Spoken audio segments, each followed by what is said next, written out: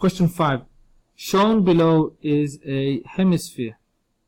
Remember, a hemisphere is a half of a sphere. A hemisphere is half of a sphere, as you can see in the diagram. It says calculate the volume of the hemisphere, and they've given us that the radius of the hemisphere is 7. Well, to work out the volume of a hemisphere, it will just be half of what a sphere is. Now, before I go into explaining that, I just want to explain something quickly as a side note. Timesing something by a half and dividing something by 2 is the same thing. For example, if I said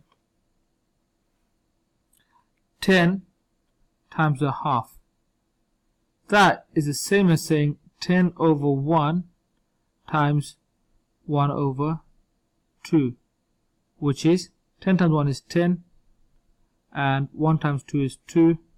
So 10 divided by 2 is equal to 5. So 10 times a half is a 5.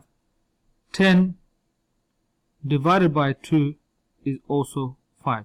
So remember, timesing something by a half and dividing something by 2 is the same thing. Now, we start off. Inside the bracket, I've got the volume of a sphere, 4 over 3 times pi times r cubed. That's the formula for the volume of a sphere.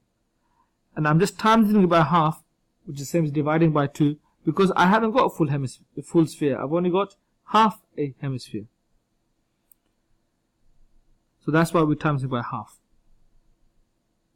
So the radius is 7, so just plug that in. Instead of r cubed, we're going to write 7 cubed. Now when you plug all of this into the calculator, you'll get the answer to be 1436.75504. Keep it. Try not to round, because if you round now, your answer will not be very accurate. Now remember, inside the bracket is the volume of the complete sphere. But we haven't got the complete sphere, we've only got a half. So that's why we're going to times it by a half, which is the same as dividing by 2.